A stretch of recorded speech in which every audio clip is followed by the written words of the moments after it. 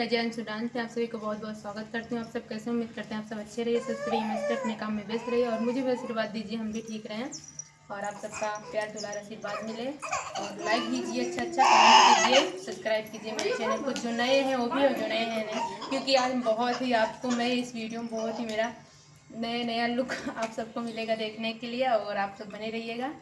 और बताइएगा मेरे वीडियो कैसा लगता है, कैसा नहीं। अच्छा लगे तो एक लाइक सब्सक्राइब कमेंट कर दीजिएगा प्यारे प्यारे सा और सपोर्ट कीजिएगा, ज़्यादा से ज़्यादा शेयर कीजिए और अपना प्यार दुलाने से बात कीजिए। मेरा तबीयत बहुत ज़्यादा ख़राब चल रहा है फ्रेंड, क्या बताएं आप लोगों से, इतना मजबूर है कि हम वीडियो नहीं बना सकते हैं। इसीलिए मैं आप सबके बीच अपने छोटे देवर की वाइफ को लाई हूँ। आज वो आपको दिखाएंगे डांस करके और आप सब फुल वीडियो बने रहिए, मजे लीजिएगा, देखिएगा धमाकेदार वीडियो।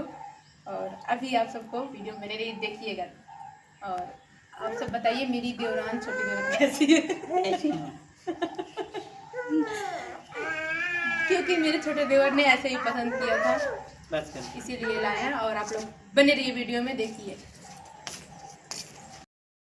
तो फ्रेंड आप लोग देखिए मेरे वीडियो कैसा लगा कैसा नहीं आप लोग बताइएगा और अच्छा लगे तो लाइक कमेंट शेयर कीजिएगा, अच्छा सब्सक्राइब भी कीजिएगा और अपना प्यार दुलार से बात बनाए रखिएगा हम पे भी और मेरे परिवार पे भी। और अच्छा कमेंट कीजिएगा कैसा लगता है कैसा नहीं मेरा वीडियो। मेरी तबीयत नहीं ठीक है फिर इसीलिए मेरे से बोला भी नहीं जा रहा है क्योंकि बहुत ज़्यादा अभी ख़राब चल रहा है मेरा तबीयत, इसलिए वीडियो नहीं आई और आप ज़्यादा लंबा हो जाएगा वीडियो, इसलिए आप लोग मेरे वीडियो में बने रहेगा। फिर मिलते हैं किसी नेक्स्ट वीडियो में, तब तक के लिए मेरे वीडियो में आप लोग बने रहिए और वीडियो देखिएगा, फिर सपोर्ट कीजिए, लाइक कीजिएगा, सपोर्ट कीजिएगा, सब्सक्राइब कीजिएगा और आप लोग बोलिए राधे राधे, हर हर महादेव, जय श्री कृष्ण, जय Shri Ram, bye bye friends.